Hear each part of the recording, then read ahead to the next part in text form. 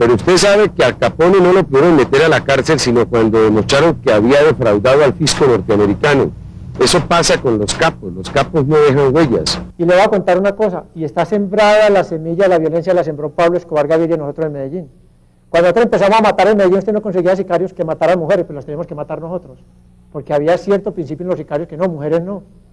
Y después matamos mujeres en embarazo, niños, de todo.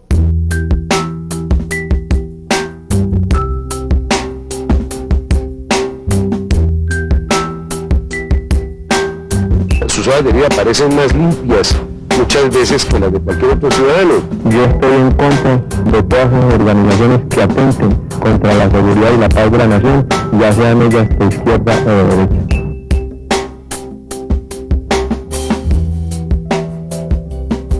Rodrigo Lara Bonilla había sido el primer colombiano en el ejercicio del poder que había determinado afrontar con decisión el naciente y creciente fenómeno del narcotráfico en cabeza de su máximo exponente, el capo del cartel de Medellín, Pablo Escobar Gaviria.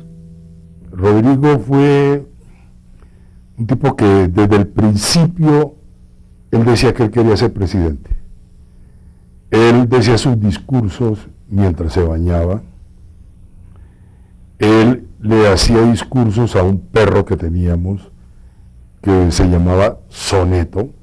Él lo sentaba enfrente y empezaba a decirle los discursos. Rodrigo estudió duro desde el principio en el Colegio de la Presentación en Neiva. Era un padre afectuoso, era un padre que quería muchísimo a sus hijos, como todos los padres, pero uno como niño lo recuerda como el padre tal vez más cariñoso que haya dado la faz de la tierra, que se haya visto en la faz de la tierra, y un marido también muy buen marido, es decir, muy pendiente. Mi mamá quería mucho a mi mamá, teníamos una vida familiar muy bonita. Él disfrutaba mucho de los paseos o cualquier plan familiar que pudiéramos organizar, se esmeraba en encontrar tiempo para ello, y al mismo tiempo era muy exigente en cuanto al estudio.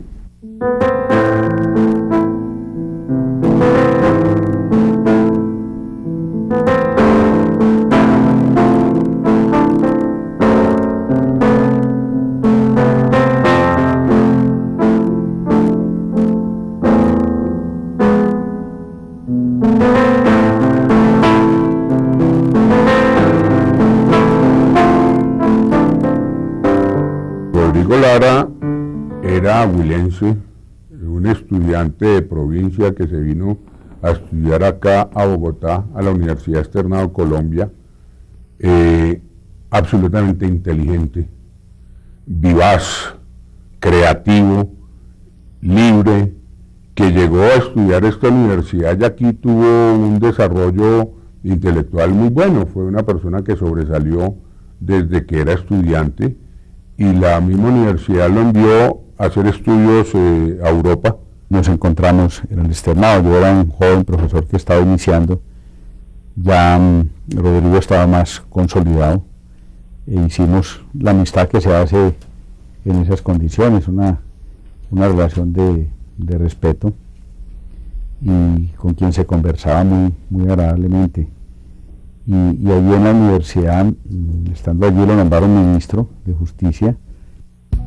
Rodrigo Lara Bonilla había detectado que en el Congreso de la República comenzaban a circular corrientes de extraña procedencia, y con su espíritu vertical decidió investigar. A ver, Rodrigo Lara era una persona que yo conocí y que me impactó mucho, entre otras cosas por su manera de ser. Tenía un humor espectacular, tenía una ironía para decir las cosas que a mí me agradaba, y inmediatamente conectamos.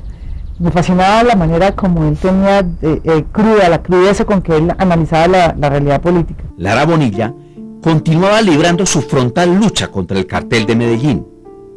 Ya para estos días, el fenómeno del narcotráfico comenzaba a infiltrarse en las distintas instancias de la sociedad.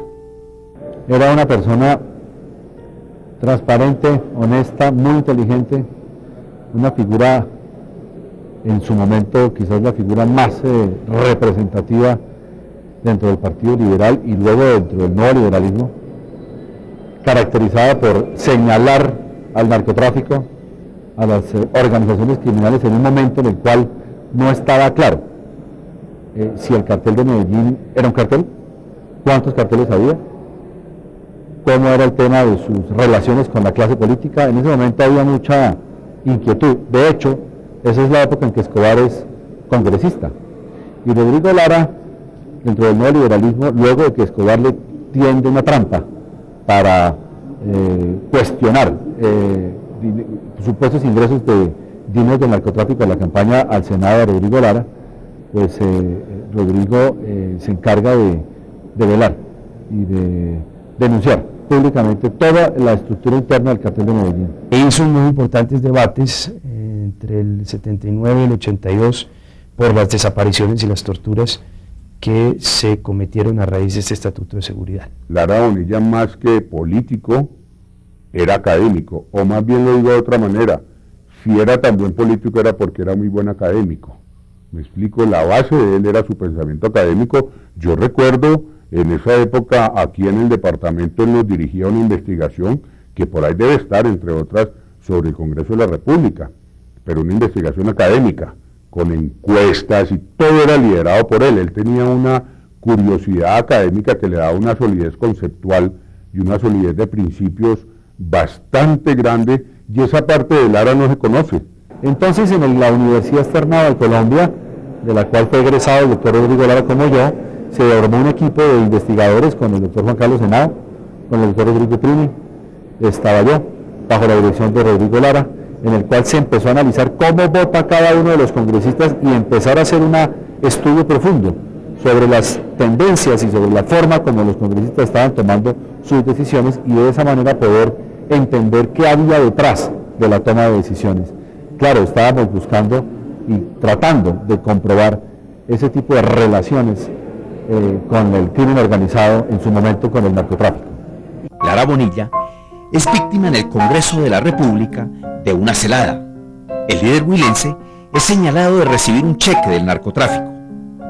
Lara explica públicamente la procedencia del documento e incrementa su guerra contra el tráfico de estupefacientes. El presidente Belisario me dijo que él tenía mucha esperanza de arreglar el país porque el nuevo liberalismo, ya Rodrigo había fundado con Galán y todos ellos el nuevo liberalismo, entonces que él creía que ese grupo le iba a ayudar a limpiar el país.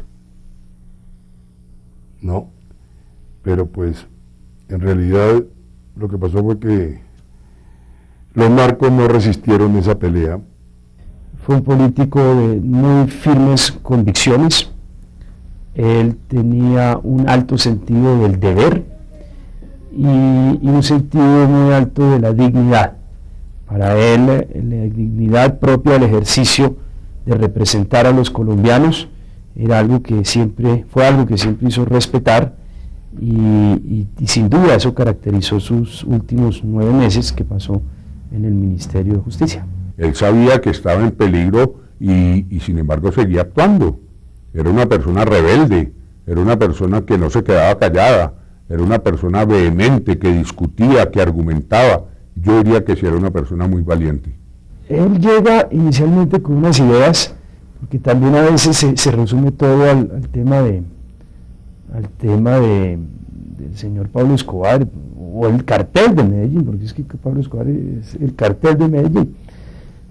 Él tenía, por ejemplo, unas ideas muy definidas frente a los derechos humanos de los presos. Para él era una preocupación principal, de ahí que impulsara la creación de nuevos centros de reclusión para evitar el hacinamiento, que era un tema que a él le mortificaba. impulsó muchísimo la modernización, la sistematización de la justicia. Él creía muchísimo en las oportunidades que presentaba la naciente informática para modernizar y destrabar la justicia colombiana, y al mismo tiempo empezó también un proceso de modernización de varios códigos. Se metería todo lo que es la población carcelaria del país. Hoy hay reclusos de los que nadie se preocupa, que muchas veces pagan su pena una vez y hasta vez y media, 2 veces, sin que puedan salir de la reclusión. Entonces, con el computador vamos a tener toda la información sobre la población carcelaria del país, por qué están en las cárceles, en qué estado anda su proceso. Y eso también será un elemento esencial en la vigilancia de los establecimientos judiciales. Él mismo, ¿de acuerdo?, empieza a llamar uno a uno a los congresistas para que empezara todo el proceso de la pérdida de investidura, porque en esa época había esa fórmula, ¿no? Había que todos estuvieran de acuerdo para que se pidiera la pérdida de investidura de un congresista. Y uno a uno fueron llamando, fue llamando Rodrigo Lara, y Rodrigo Lara logró esa política en un momento donde supuestamente el Congreso estaba tomado pues por el narcotráfico. Esa fue una reacción y un triunfo que mostraba que sí había gente que estaba como muy pispa, como muy molesta con esta intromisión de este señor, o por lo menos que habían reaccionado. No sé qué tan realmente había sido esa, digamos, reacción, pero a mí me da la impresión de que ese fue un triunfo que se desaprovechó por parte del país, ¿no? Lo desaprovechamos. Otro enemigo del cartel fue el ministro Rodrigo Lara. En sensacionales sesiones del Congreso dejó al descubierto la penetración del cartel en todas partes, especialmente en la política y en el deporte.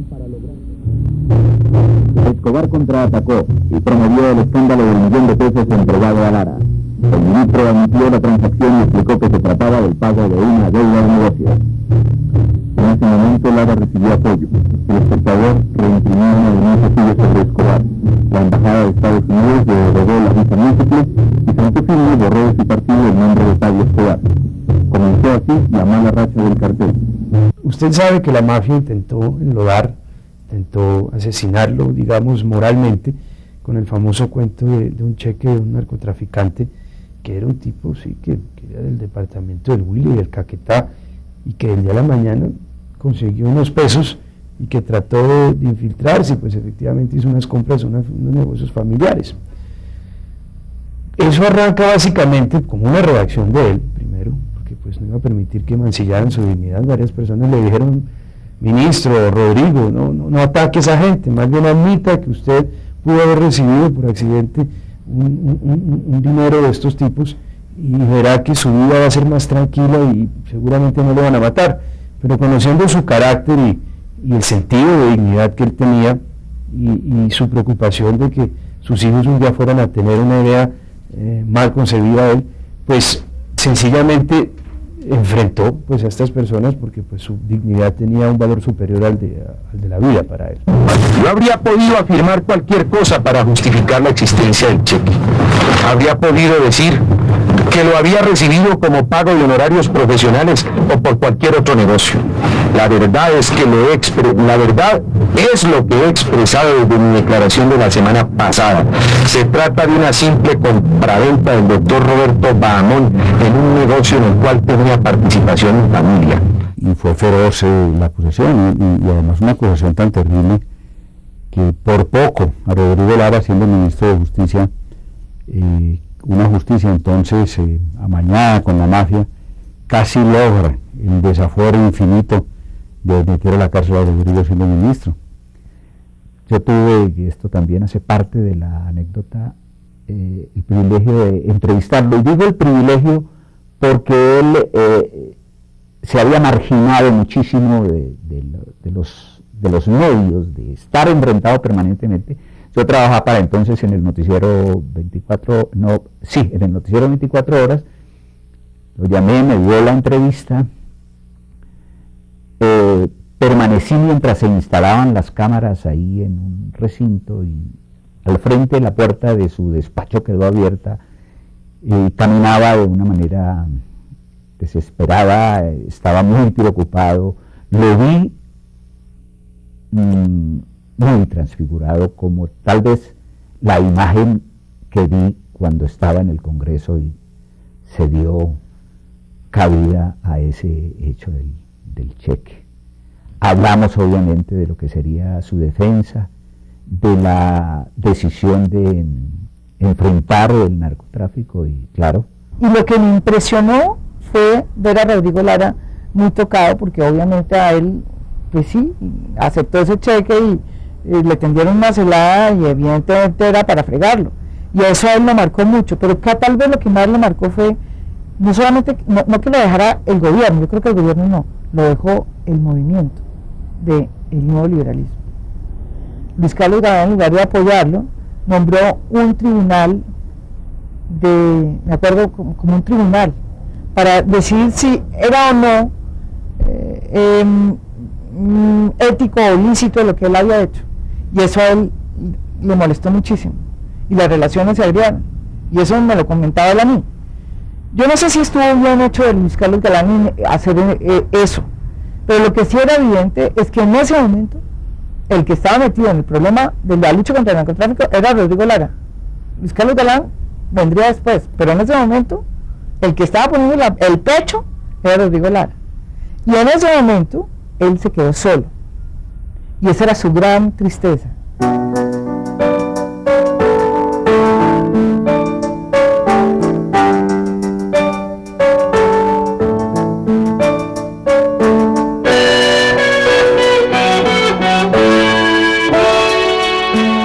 Rodrigo Lara Bonilla asesta un nuevo golpe al cartel de Medellín, al interceptar más de 50 aeronaves. Lara investiga la relación de las naves con el tráfico de cocaína. Lo anterior precipita la orden de asesinarlo. Rodrigo Lara no solo denunció públicamente lo que estaba sucediendo, sino que además inició las investigaciones por los vínculos del narcotráfico con la política, con el fútbol, con los clubes del fútbol, con las naves, con las aeronaves, con los precursores químicos. Es Rodrigo el que abandera esa lucha contra el narcotráfico, y yo creo que por eso es la persona que encarna un cambio de actitud en Colombia frente al tema, y prende las alarmas y pone de presente a nivel público que la situación es una situación delicada, que esta gente está manejando unos dineros colosales, unas fortunas que pueden comprarlo todo, que pueden corromper todo, y yo digo que afortunadamente personas como Rodrigo, Luis Carlos Galán, Guillermo Cano, los magistrados de la Corte sacrificados en el Palacio de Justicia, fueron los que dieron ese ejemplo, ofrecieron sus vidas, yo creo que no en vano. Y la injusticia, el nexo de las fuerzas turbias en la clase política. Él era un político puro, él era un político honesto, él era un político con principios, y todo lo que fuera la intromisión de intereses mezquinos, de intereses turbios en la política, yo creo que era lo que más lo entristecía. Rodrigo Lara no es solamente irse contra Pablo Escobar. O sea, esa fue una parte, que es la foto, es decir, la pérdida de investidura que estamos contando. No, es que además, una cosa que al país se le olvida es que él incauta las avionetas que sacaban la coca, que saben qué pasaba en esa época, la coca salía por el aeropuerto del Dorado. Pero usted el 78 al 80 ya tiene un grupo armado que lo protege, un laboratorio que produce. ¿Qué necesita usted para sacar esa coca? ¿Qué necesita? Hago yo la pregunta. Usted puede sacarla en el estómago de la gente, toneladas de coca. Usted puede sacarla escondida en una silla de un avión, o en una maleta, en un avión comercial. Por supuesto que no. El tercer elemento que usted necesitaba para que el narcotráfico se convierta en la gran amenaza para el país es los aviones, es obtener aviones.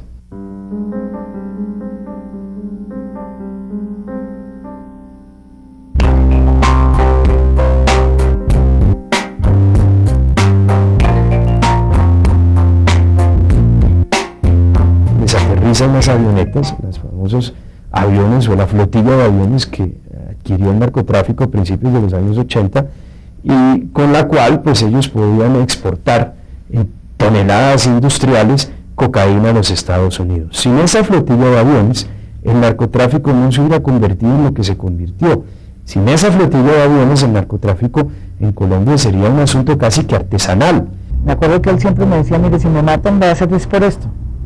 Él me decía así, me lo dijo claramente, y yo también creo que a él lo mataron fue por haberse metido con esos dueños de esos arenales, que empezó a descubrir que eran unas líneas dadas de manera extraña, y empezó a investigar, y en esa investigación decidió incautar las naves y pararlas.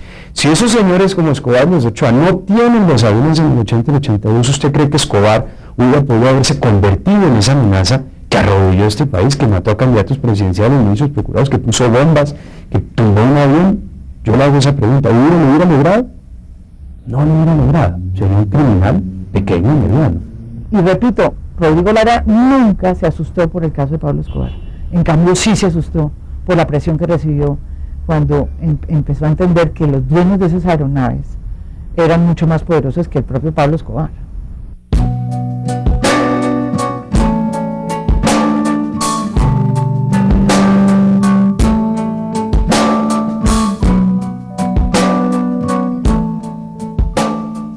Y yo creo que ahí se perdió un momento del país que nos pudo haber evitado muchísimos muertos. Y es tomar el toro por los cuernos. En ese momento el narcotráfico era mucho menos peligroso que en este momento, o que como lo fue después. Y el Estado o no se dio cuenta o no quiso pelear, y el único que peleó fue Rodrigo. Esa es la verdad. Se trata de una escalada del narcotráfico que hoy busca la salida de un ministro del gabinete porque lo considera incómodo para sus aviones fines, para luego continuar con otras personalidades del país con el propósito de derrumbar moralmente a la nación. Y el 30 de abril de 1984, el aparato criminal de la mafia alcanza a Rodrigo Lara Bonilla. Unos jóvenes en moto, a la altura de la calle 127, al norte de Bogotá, acabaron con la vida del ministro y de paso silenciaron la voz de una de las esperanzas de Colombia. En la mente de los criminales, el criminal se nutre de estar matando enemigos, y la guerra es una bola de nieve. Entre más enemigos mata usted, más enemigos consigue, y usted va acumulando más enemigos, entre más mata, y usted no puede parar. Eso es como el que es adicto a la droga o al cigarrillo o al tinto. La verdad es que fueron unos meses muy difíciles, porque éramos pues una familia muy normal. Mi papá era senador de la República, pero no veíamos peligros particulares, y del día a la mañana pues se vino una avalancha de presiones y de amenazas que sin duda hicieron de nuestra vida un infierno. Yo recuerdo que el día de la mañana no podíamos salir a la calle, que no podíamos, después del colegio nos tocaba encerrarnos en la casa, que no podíamos contestar llamadas, porque varias de las llamadas que contestamos, nosotros como niños, que éramos muy chiquitos, llamaban, pues era para tratar de sacar información o de intimidar. Entonces nos prohibieron contestar teléfonos, y contestábamos, pues de ninguna forma podíamos indicar nuestros desplazamientos o nuestra rutina. Entonces por supuesto que fue muy duro, y la tensión que recibía por supuesto mi padre pues se transmitía al hogar, porque era una presión de amenazas todos los días. No solamente le amenazaban de muerte a él, sino que amenazaban, le decían que sus hijos estaban saliendo del colegio a esta hora y no los va a volver a ver, o su mujer está en el supermercado, la vamos a matar. Era una cosa, pues, una zozobra permanente y una tensión que le tocó al padecer durante todo este tiempo. Casi que la muerte fue una liberación para él. El 30 de abril de 1964 es asesinado el ministro de Justicia, Rodrigo Lara Bonilla. El hecho despertó como nunca antes la ira del gobierno colombiano. Él dio una orden de que se esculcara a la gente abajo, la entrada, todo el mundo. ¿Eso a qué hora fue? Pues eso fue más o menos como a las 4:30. Él dio la orden. Él dio la orden. ¿Y exactamente qué le dijo el ministro? Me dijo, Sol, tengo la madrugada ya la orden de que requisen muy bien a las personas que suben. ¿Estaba muy bravo ese día? Pues que te digo, estaba acelerado, pues bravo no, pero sí no estaba como todos los días, que estaba diferentísimo. Usted lo conocía muy bien. ¿Usted lo notó, como dicen, nervioso especialmente ese día? Sí, señor, efectivamente, ese día me vi bastante nervioso, preocupado, inquieto, y así permanecí por el resto del día. Yo estaba en una reunión del Fondo Ganadero del Huila porque yo era suplente en la junta directiva y ese día no fue el principal. Entonces yo fui, estábamos en la reunión y después de la reunión empezamos a comer, cuando un amigo que todavía vive, Reinaldo Manrique, se levantó porque lo llamaron, regresó y me dijo: Jorge, hubo un atentado contra Rodrigo. Le dije: ¿qué pasó? ¿Sabe algo? Me dijo: no, nada. Entonces yo pensé enseguida en mamá, pero me fui para mi apartamento, llamé aquí a la casa de Rodrigo de Bogotá, me contestó la muchacha que ellos tenían, que era de toda la vida, de los suegros de él, y había criado los muchachitos, Oliva, me acuerdo que se llama Oliva. Hablé con ella y me dijo: sí, es cierto, don Jorge. Le dije: pero hay algo. Dijo: aquí lo trajeron. Le dije: ¿pero qué? Dijo: sí, está muerto. Y bueno, si yo estaba, ya estaba, eran las 7:30 más o menos de la noche, y él llamó a decirme si había hecho la tarea. No la había hecho. Yo estaba un poco preocupado que llegara porque iba a venir a verificar mis tareas, y a los 10 minutos pues llegaron los carros y los policías empezaron a golpearnos duro la puerta, y lo que nos encontramos fue pues el auto acribillado, y a él lo bajamos y lo transportamos a un carro de escolta y lo llevamos a la clínica Shayo. Gracias a Dios yo no vi sangre, simplemente lo vi a él con sus ojos cerrados, y pues lo llevamos a la Shayo y lo recibió. Mire usted qué casualidad, lo recibió mi hermano Luis Carlos Galán, que estaba de turno esa noche, Augusto Galán.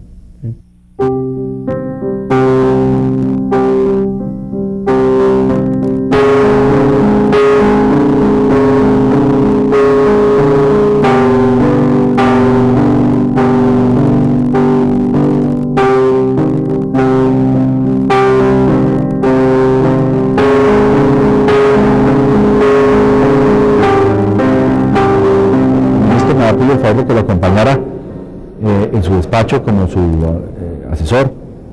Yo ese día entré a trabajar al Ministerio de Justicia, el día que lo mataron. Solo trabajé un día, no volví. Habían matado al ministro, yo trabajaba con él. Cuando llegué a mi casa, mi papá era magistrado de la corte, ya tenía a su cargo algunos procesos por la extradición, inconstitucionalidad de la extradición. Me estaba esperando muy compungido porque había sido profesor de Rodrigo en el externado, y él me recibió. Él sabía mi relación con el ministro, yo era muy joven, y me dijo: mira, lo que pasó fue muy grave, tienes que prepararte. Y yo le dije: ¿por qué? Me dijo: porque nos van a matar a todos. La guerra sí mata el alma y enceguece, y usted se vuelve un consumidor de sangre total, que usted no sabe cuándo. No estamos resolviendo problemas regionales, sino que estamos tratando de saber la verdad sobre los manejos que se han hecho de los dineros del Congreso de la República. Y he encontrado, por ejemplo, contratos para pintura del Senado de la República, divididos en 10, porque superan el $1.000.000 en un mes. Nosotros hacíamos el noticiero en la calle 24, en los primeros estudios de Intravisión, y las oficinas del noticiero quedaban a unas 5 cuadras del lugar. Veníamos con los cassettes para proyectarlos desde ahí. El noticiero terminaba a las 7:30 de la noche. El crimen ocurrió entre las 7:30 y las 7:45 en la calle 127, al norte de la ciudad. Yo salí de la emisión, estaba coordinando, salí de la emisión y me encontré con un vendedor de dulces y me llamó, me dijo: don Raúl, oiga lo que está pasando, y me sintonizó la radio Super, un pequeño transistor. Entonces yo oí que habían atentado contra el ministro Rodrigo Lara Bonilla.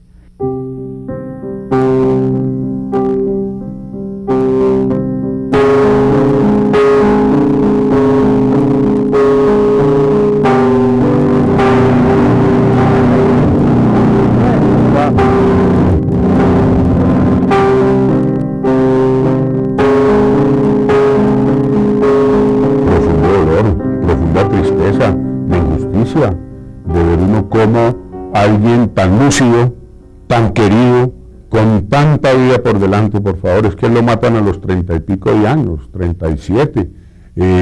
Era avaliado de una manera vil, de una manera cobarde, solamente por el poder de su pensamiento. Lo que finalmente a Rodrigo Lara lo mata es la claridad de su pensamiento. Y eso es algo que un país tiene que reflexionar de por qué matar gente por lo que piensa. ¿Me explico? Eso es realmente una anécdota triste de la historia de Colombia. Ese crimen fue atroz, fue la primera gran víctima del narcotráfico, sobre todo porque yo recuerdo, por ejemplo, cuando estuvimos en Manizales, en ese foro que le digo, el Congreso de Derecho Procesal allá, que él fue como ministro a instalarlo. Ya estaban empezando sus forcejeos con la mafia. Y había algunos que le tomaban el pelo diciendo, uy, ojo, te van a bajar, etcétera. Pero no se lo decían de mala voluntad, sino porque nadie en el país creía para ese momento que la mafia se fuera a atrever a matar a un ministro. Eso estaba descartado de la conciencia en general del país. Nosotros teníamos conocimiento de que había unas aguas negras corriendo, pero no teníamos a ciencia cierta una información ni la capacidad de entender el fenómeno delincuencial que se había incubado alrededor de Pablo Escobar y su banda. No lo teníamos. Había también temor. Tampoco teníamos suficientes elementos que nos permitieran llegar al meollo del asunto, qué era lo que podía pasar. ¡Estudiantes! ¡Condenamos el sucio asesinato de Lara Bonilla! Los móviles del asesinato de Lara Bonilla van más allá de la figura del capo del cartel de Medellín. Lara Bonilla había comenzado a pisarle los talones a la mafia. Escobar no actuaba solo. Otras poderosas fuerzas lo secundaban.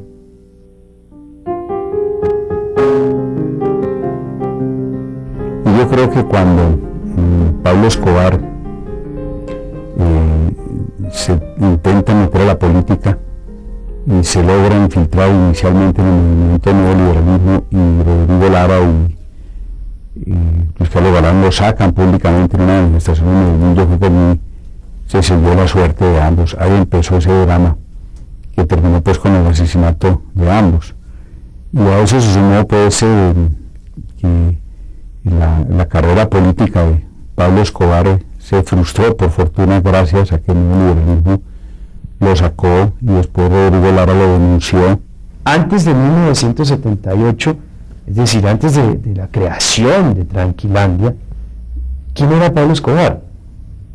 Pues era un narcotraficante pequeño, casi que artesanal.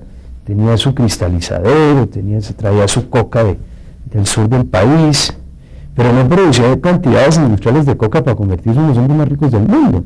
Seguramente habrá acumulado unos millones, pero no era más. El narcotráfico en Colombia, digamos que tiene un punto de partida, un punto de quiebre, que es 1978 a 1982. ¿Y qué ocurre en ese entonces? Pues primero se crea Tranquilandia. ¿Qué era Tranquilandia? Un complejo, no era un laboratorio, era un complejo de producción masiva a nivel industrial de cocaína. Es decir, pasan de producir pequeñas cantidades como un artesano a producir como un industrial cocaína. ¿Dónde quedaba Tranquilandia? Tranquilandia quedaba en los llanos del Yarí. Para explicarle un poco a la gente, los llanos del Yarí son un triángulo que queda entre la Macarena, Uribe y San Vicente del Caguán, es decir, sur del Meta y norte de Caquetá. La policía descubrió un complejo de laboratorios de coca que poseía el cartel de Medellín y los llanos orientales. Tranquilandia. En la operación se decomisaron 13.8 toneladas de cocaína. Ya se está un golpe muy fuerte a la red de narcotraficantes, y yo creo que el país entero lo tiene que celebrar.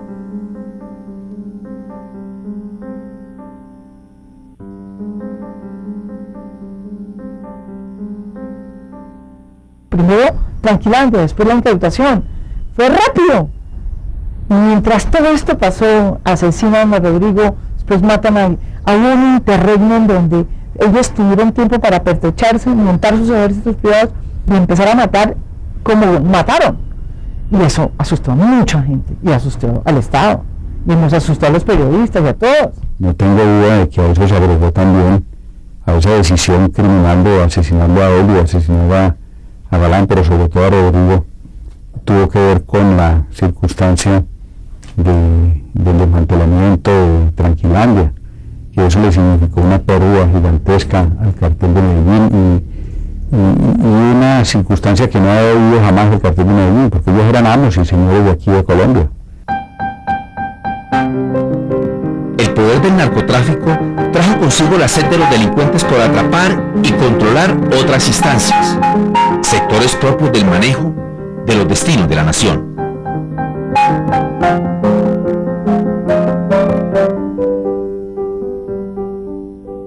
Escobar había convencido a una buena capa de la dirigencia política colombiana, porque la había inducido, la había seducido con el poder del dinero. Él proclamó en más de una ocasión su interés por llegar al poder. Son personas que representaron una voz, una conciencia de un país que no aceptó el soborno, que no aceptó la corrupción de estos grupos narcotraficantes. Es que la tragedia mayor que le trajo este fenómeno a nosotros es que terminó corrompiendo todo. Es decir, el narcotráfico para nosotros sí, ciertamente el consumo de droga es muy malo, pero es que el problema nuestro es que, digamos, terminó convirtiendo en mafia, cualquier actividad terminó corrompiendo todo y creando lo que es el dinero, que es el dinero fácil. Es que Colombia no lo estamos dañando los asesinos. Somos el primer factor de daño a la sociedad. Pero cuando usted prende la televisión y ve que fulano le dio 22.000 millones de pesos a un rico, ¿usted cómo va a ser honesto? Yo creo que la peor herencia que dejó Pablo Escobar y los carteles de la droga, incluido Hilo Rodríguez Heredela, fue la convicción en gentes muy jóvenes de que el delito paga, de que el dinero fácil es la mejor opción. Entonces se cambiaron los valores de la vida. Hoy un muchacho, y antes más protuberante, que esté estudiando, no está pensando, por ejemplo, en salir a ejercer la profesión, ganarse la plata y todo, sino hacerse rico muy rápidamente. Eso es producto de esa cultura mafiosa del dinero fácil. Pablo Escobar era un criminal espantoso, atroz, que ejercía la venganza, no dejaba ninguna cosa que a él no le gustara sin que hubiera una respuesta violenta de su parte. La crisis de valores es total, porque todo el mundo cree que el narcotráfico es el que manda cocaína. La mafia está en todo metido, en la política, en los textiles, en muchas cosas. Se creó la cultura del dinero fácil. La única forma de recuperar la sociedad colombiana, al que haya probado la sangre, no hay nada que hacer con él. Se trata de nuevamente estructurar los valores, porque se creó la cultura mafiosa. En eso tiene mucha culpa, pero realmente pues nosotros los mafiosos. Yo no soy mafioso, ojalá fuera mafioso, soy sicario. Tiene mucha culpa los medios de comunicación porque se ha idealizado a los narcotraficantes. Una desazón completa. Vi que el Estado colombiano, que la dirigencia colombiana no había medido el alcance de lo que estaba ocurriendo. Ellos tenían más información que quienes debemos producir o buscar la noticia. Ellos tenían más información. De tal manera que me produjo tristeza y pensé que el camino que deberíamos recorrer sería dramático. No imaginé que llegáramos a los límites que llegamos. Es decir, a este país le han ocurrido tantas cosas derivadas de la acción criminal, de la mentalidad de muchos hombres que no se detienen, no se detuvieron ante nada con el fin de lograr su objetivo.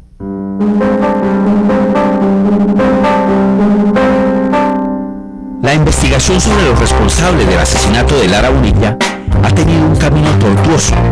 Hoy, 28 años después, aún quedan cabos sueltos. Con conocimiento de causa se ha hecho lo que hemos hecho y estamos listos a contar lo que sea. Me encuentro frente a una violación a la ley de la cual he sido víctima. Ahora, sobre esa muerte hay mucho por seguir investigando, la verdad.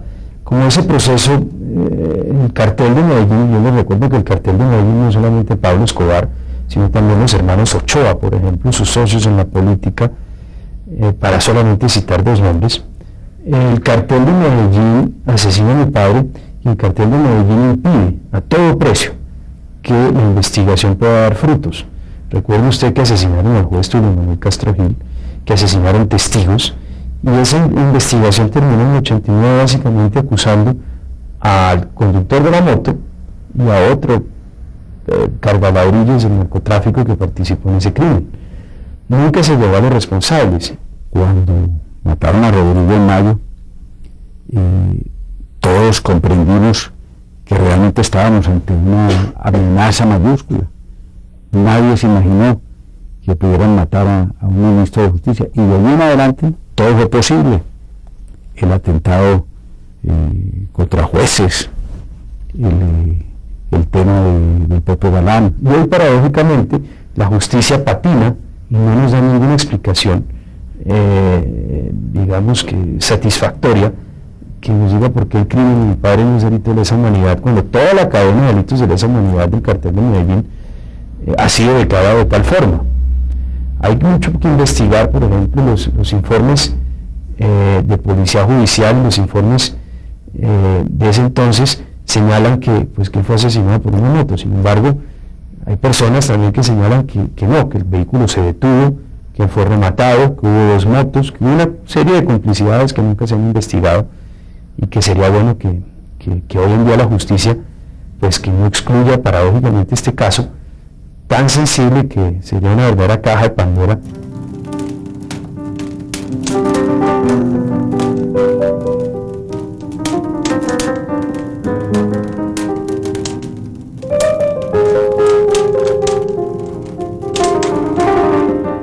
Yo creo que fue un certero golpe, un artero golpe, más que certero, un artero golpe al corazón de la sociedad colombiana. Nosotros debemos entender cuál es la majestad de la justicia. Debemos saber exactamente qué nos ocurrió entonces para poder calibrar lo duro que fue ese golpe. Desde luego se desestabilizó la justicia del mismo país. La ciudadanía se llenó de temores. Y desde luego por ahí mismo se penetraron otras fuerzas que aprovecharon ese hecho para hacer su agosto y estar del lado del crimen. Y hoy las secuelas son enormes. La Comisión Política Central. Con la temprana trágica desaparición de Rodrigo Lara Úñiga, Colombia se privó de seguir contando con un auténtico faro moral, un hombre que colocó su propia vida en aras de ver a su país libre del peligro que significaba el creciente negocio del narcotráfico.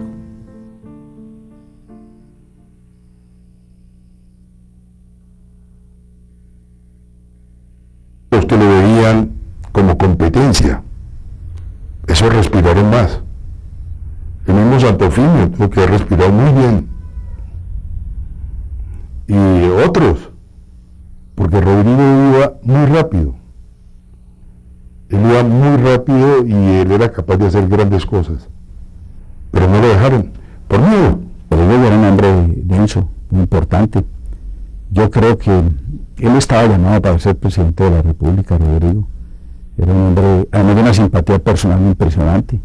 Su muerte fue una baja muy grande, porque de haber seguido con vida Lara Bonilla, yo estoy seguro que su carrera, tanto académica como política, hubiera sido meteórica. Si no lo hubieran matado, hubiera sido mucho más importante que Luis Carlos Galán. Y así, señores senadores, se encuentra uno con cosas mal hechas, con unas que son violaciones a la ley penal, con otras que no lo son, pero que se deben solucionar, con indelicadezas que están enriqueciendo a personas aquí a la sombra del Congreso de la República.